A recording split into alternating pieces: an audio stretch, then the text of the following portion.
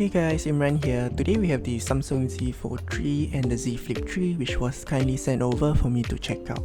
In this video, I'll be comparing the key differences which will hopefully help you in your decision if you are considering between these two devices.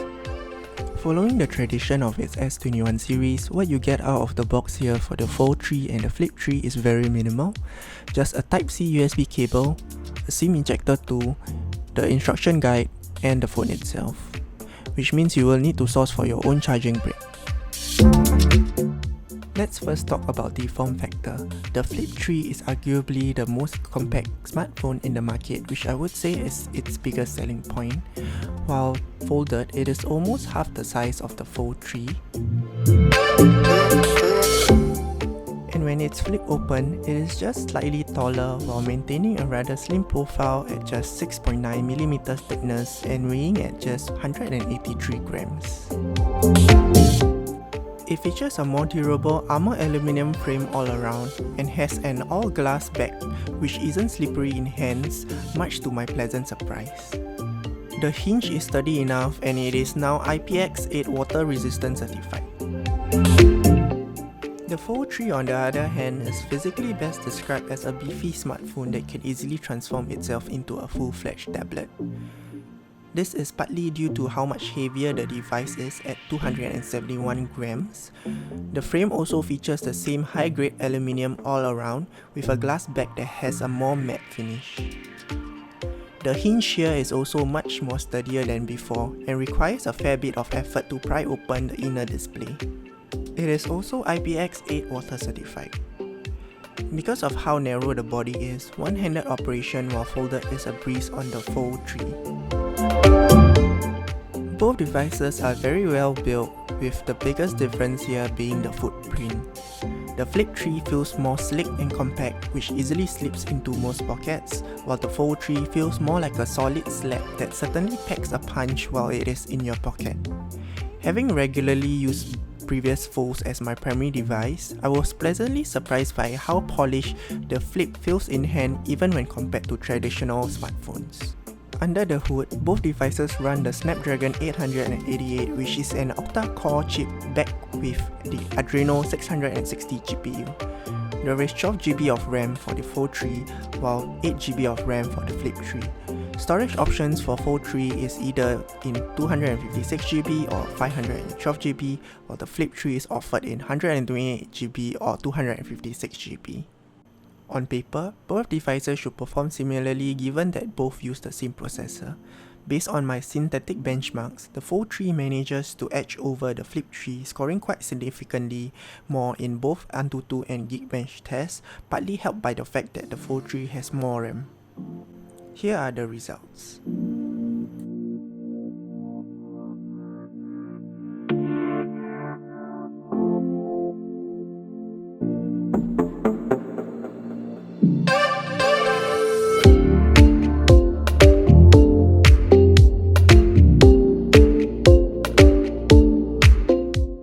With that being said, in practice, day-to-day usage has been buttery smooth and most intensive applications and games will run without any hiccups on either device, and you can expect flagship level performance. As for thermals, when under heavy load, the top half of the Flip 3 will get visibly warmer where the processor is also physically located. While as expected, the hotspot for the Fold 3 is the whole surface area of the back. As for the display, the Fold 3 has a 6.2-inch cover display and a 7.6-inch main flexible display, while the Z Flip 3 has a 1.1-inch cover display and a 6.7-inch main flexible display. On the Fold 3, the cover display now adopts the same 120Hz adaptive refresh rate as the main display, which now also has an under-display camera that partially conceals itself to offer an uninterrupted viewing experience. The main displays on both devices are known to be 80% more durable, with the Fold 3 now supporting S Pen functionality as well. That said, tapping on the screen still largely has a plasticky feel to it, so it's safe to say that the ultra-thin glass technology on these foldables are still early in its infancy. As for the crease, not much has changed from previous generations. You do not really notice it when viewing content head-on. However, because of how the crease runs through horizontally on the Flip 3, it is ever slightly more noticeable, but you do get used to it over time. In terms of display brightness, in my test while on manual brightness, the Fold 3 measured about 490 nits on the cover display, around 520 nits on the main display, while the Flip 3 measured 50 nits on the cover and 540 nits on the main display, so both devices are comparable here. However, with adaptive brightness on, you can expect the numbers to crank way above this, with both devices rated to pick up to 1200 nits. On the rear, the Fold 3 features a triple camera setup consisting of a 12MP main, a 12MP ultra-wide, and a 12MP telephoto with 2x optical zoom and up to 10x digital zoom. Dual pixel face detection, autofocus, and OIS is also on board. The camera bump at the back means it wobbles on a surface. As for the front, there is a 10MP punch hole selfie camera on the cover display and a 4MP under display camera which stealths itself on the front of the main display. The Flip 3 on the other hand has a more modest dual camera setup on the rear consisting of a 12MP main and a 12MP ultra wide, borrowed from its previous Flip series. Since there is no telephoto lens here, you only get up to 10x digital zoom. While on the front, you get a 10MP punch hole selfie camera. Here are some sample shots.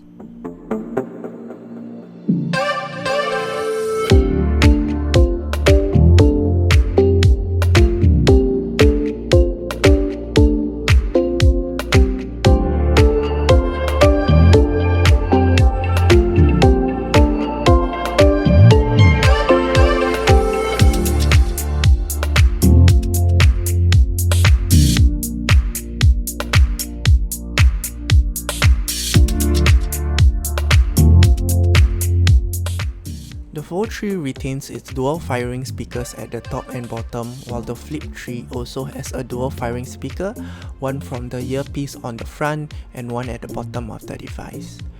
In terms of audio quality, I feel that the Fold 3 is more superior than the Flip here as it sounds fuller with a good audio separation and surround sound signature. Here is a sound test.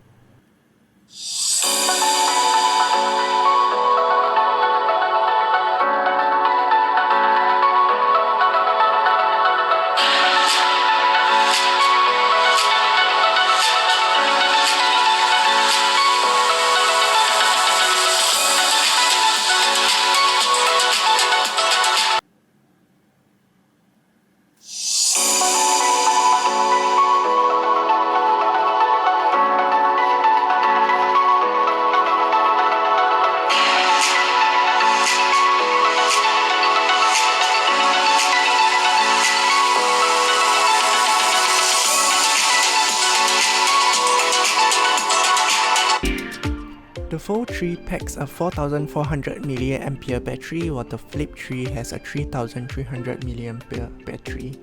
Both devices support wireless charging with a reverse option.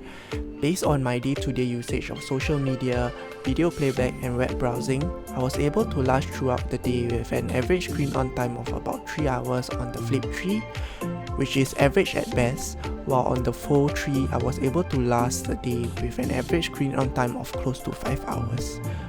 Therefore, the Fold 3 here takes the edge in overall endurance.